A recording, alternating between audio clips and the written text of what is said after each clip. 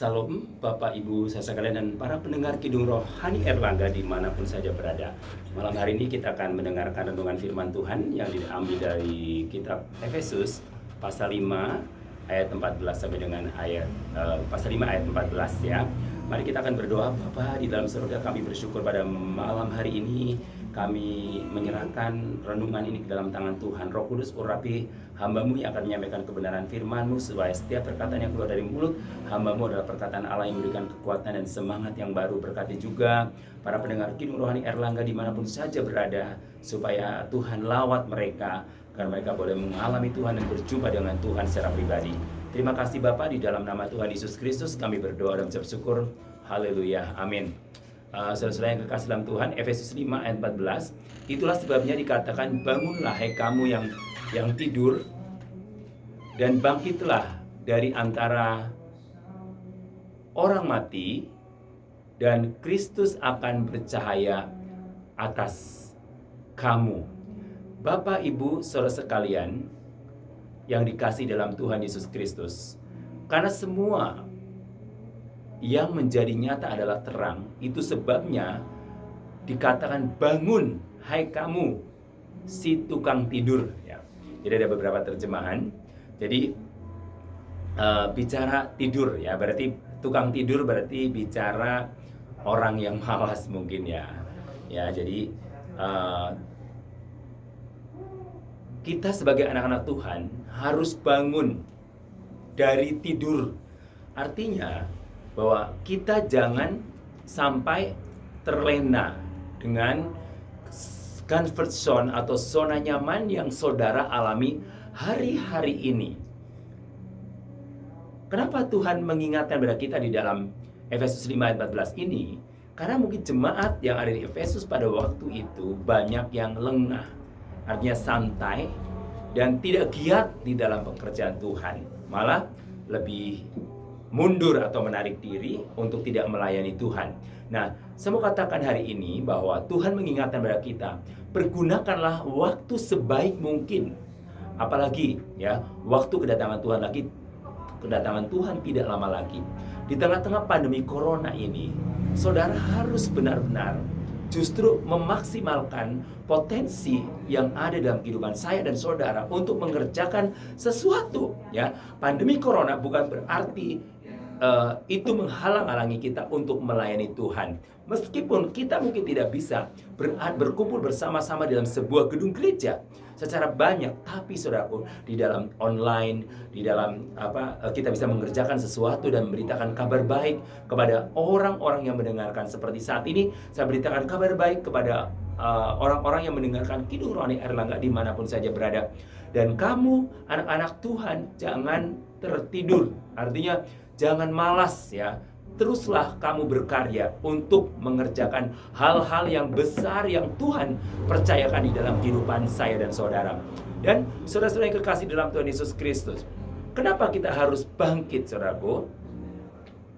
Karena Kristus itu tidak suka dengan kehidupan anak-anak Tuhan yang terlalu nyantai dan tidak memaksimalkan potensi yang ada dalam dirinya. Karena Tuhan ciptakan kita itu maha kaya. Tuhan ciptakan kita itu multi talent. Jadi talent kita, potensi kita itu bukan hanya satu, bukan saudaraku, tapi kita banyak fungsinya.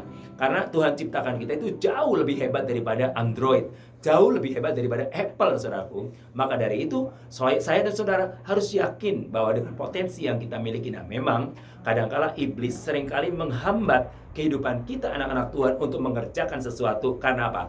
Mungkin ada peristiwa-peristiwa yang mengecewakan saudara di masa lalu, membuat saudara itu menarik diri untuk tidak mengerjakan apa-apa bersama dengan Tuhan. Nah, saudara-saudara yang kekasih dalam Tuhan, dan Tuhan mengingatkan kepada kita supaya kita jangan tertidur.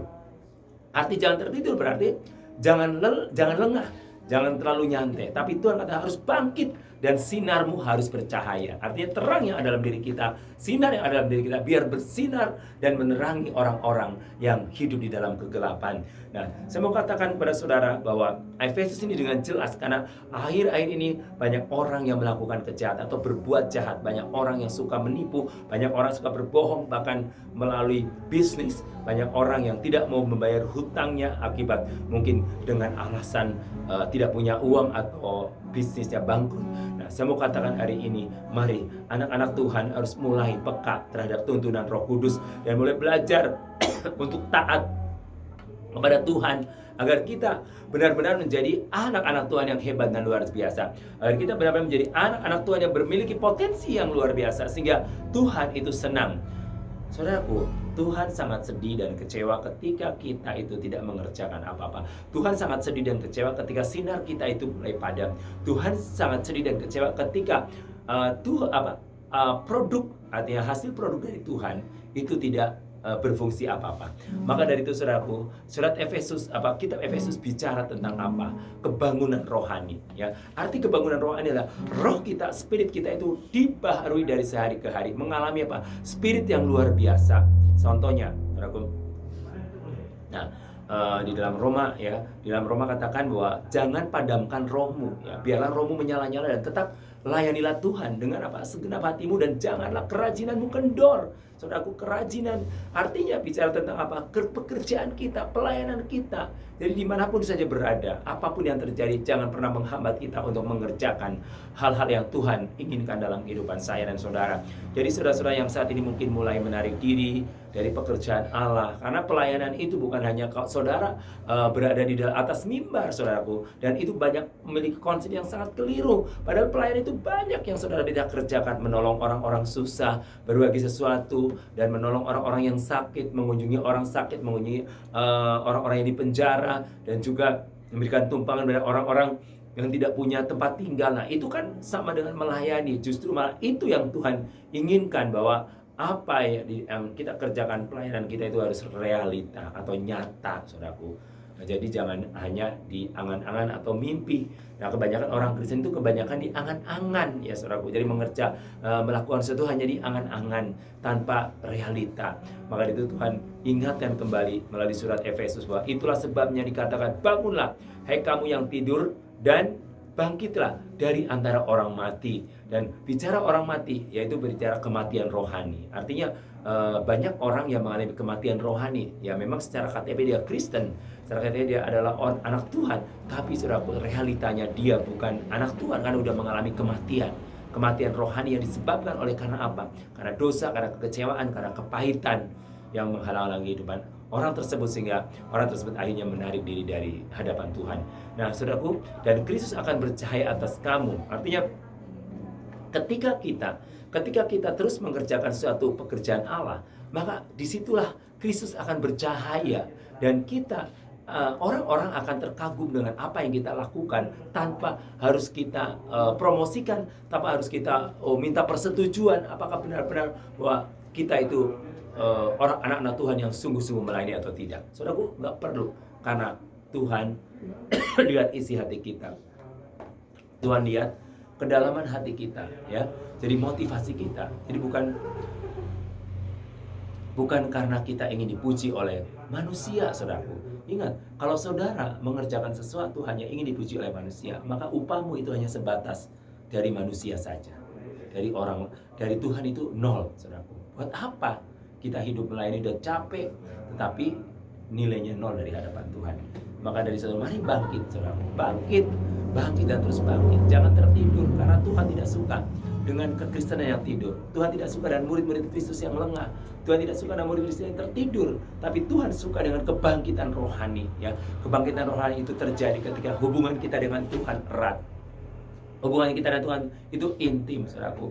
Dan hubungan kita dengan sesama juga intim atau erat. Nah, itu yang membangkitkan kehidupan kerohanian kita. Nah, Tuhan tegaskan, jangan padamkan roh. Dan hendaklah kerajinanmu apa? Terus tingkatkan, jangan kendor, saudaraku. Yang seperti teguran kepada jemaat yang ada di Roma, karena mengalami kekendoran dalam kerajinannya. Maka itu, saudaraku, jangan sampai kau mengalami seperti jemaat Roma yang mengalami kerajinan kendor. Dan teruslah rohmu menyala-nyala untuk melayani Tuhan. Tuhan Yesus memberkati. Bapa di dalam surga, kami bersyukur pada malam hari ini kami menyerahkan dalam tangan Tuhan, supaya orang-orang yang mendengarkan firman Tuhan, mereka diberkati, mereka diurapi, mereka dipakai Tuhan luar biasa untuk menjadi alatnya Tuhan. Tuhan, kami berdoa biar Roh Kudus akan terus lakukan sesuatu yang besar buat kehidupan kami, anak-anak-Mu. Biar apapun yang sedang kami hadapi, apapun yang kami sedang alami, kami percaya bahwa kuasa Tuhan bekerja secara sempurna dan luar biasa. Roh Kudus, urapi dan ingatkan dan tegur setiap kami dimanapun saja berada. Kami berdoa untuk orang-orang atau para pendengar yang mengalami sakit akibat virus corona. Tuhan jamah, Tuhan urapi. Terima kasih Bapak. Dalam nama Yesus Kristus kami berdoa dan mengucap syukur. Haleluya. Amin. Dan kita akan mendengarkan pujian dari